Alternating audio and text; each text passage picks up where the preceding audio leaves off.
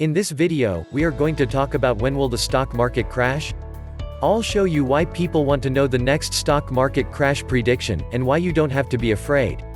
The stock market has crashed every so often for 100 years. But our memories are short-lived. No matter how many times the stock market crashes, the next one always feels just as unexpected and just as painful. What is a stock market crash? A stock market crash is a social phenomenon. It is a human-created spiral triggered by economic events and crowd behavior psychology.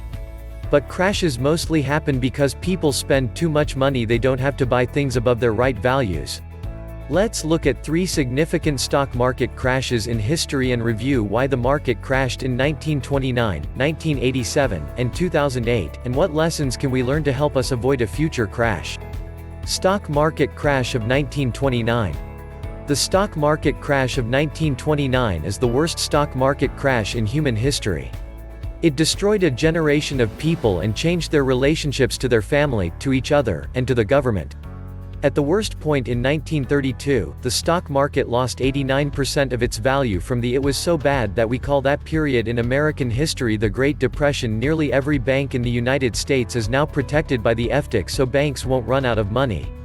The dollar is no longer pegged to the gold. Stock market crash of 1987. On Monday, October 19, 1987, now known as Black Monday, the Dow Jones Industrial Average fell 23% in one day. This crash happened on an ordinary day without any significant news. At the time, this was the largest single-day percentage decline. The market crash of 1987 is very different from that of 1929. It did not destroy a generation.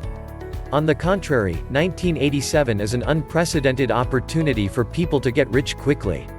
Stock market crash of 2008.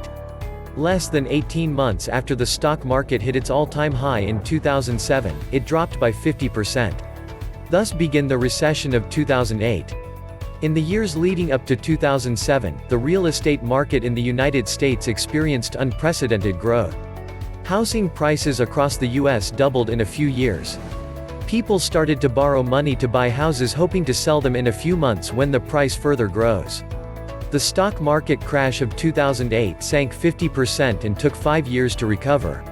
Stock market crash prediction. By 2012, the United States stock market is on the upswing. Between 2010 to 2017, the stock market price increased by 215%, which is an average of 12% growth rate every year for over 8 years. Toward the end of 2017, the United States government passed a sweeping tax cut that, among many changes, cut the corporate profit tax from 35% to 21%. The new law sent the stock to an all-time high. What's my market crash prediction? We know that the stock market cannot grow forever. But when is the next stock market crash? Looking at historical data, we see that a recession tends to happen every 7 to 10 years. If we assume that the 2008 recession ended in 2010, then it's been 9 years since the last recession. If we believe the previous downturn ended in 2012, then we are about 7 years in with perhaps a few more years to go. Is the stock market overvalued? The stock market tends to swing from overvalued to undervalued as the market goes from euphoria to recession. We can measure the likelihood of a recession by looking at how overvalued the stock market is using the PE, price-to-earnings, ratio. The most accurate form of PE ratio is the Shiller PE ratio, also known as the CAPE, cyclically adjusted price-earnings, ratio. The ratio is popularized by the Nobel Prize-winning economist Robert Shiller of Yale University. Using Shiller PE to estimate the next crash. When the solid blue actual Shiller PE ratio is above the light blue forecast, the stock market is overvalued. When the solid blue actual Shiller PE ratio is below the light blue forecast, the stock market is undervalued. You can scroll across the screen to see more data. The Shiller PE ratio tells the story perfectly in the past 20 years. The 2020 pandemic briefly lowered the solid blue line, but it's since recovered in a hot second. Should we sell? I'll give you 4 reasons why you should never try to act smart by buying low and selling high. No matter how confident you are, stock prices are statistically proven to be random. It's impossible to time the market, might as well call it gambling. Being optimistic and pessimistic about the market hurt us equally. Solution? Don't feel anything. Just forget about it. Over the decades, stocks go up more than they go down. Reason number 1, stock prices are random. There is plenty of empirical evidence telling us that the price of stocks follows a random walk. This means the movement of stock prices from day to day do not reflect any pattern. Surprised?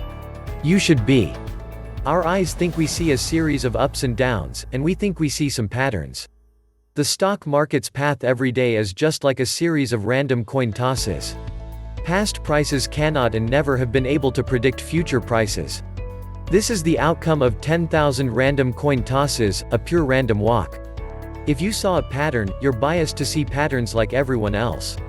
Reason number 2, it's impossible to time the market. During the dot-com bubble of 2000, the stock market became technically overvalued starting in 1996, but the stock market did not crash until 4 years later after it went up by another 50%. Had you pulled out your money in 1996, you would have lost big. Trying to time the market by selling high and buying low is equivalent to rolling the chips in Las Vegas. You could be years too early or days too late. The smartest people get it wrong all the time. What makes you a better guesser other than your urge to roll the dice? Reason number 3, both optimism and pessimism hurt us. Here is what we know: the stock market goes up and down. That's it. But nobody knows when the next downturn will begin or when the future growth will kick off. There is no point in timing the market because the prices of stocks follow a random walk.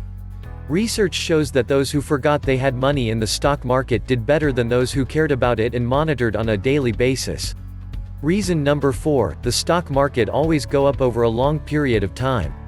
Over the entire history of the stock market, we know that stock prices are growing more than they are declining.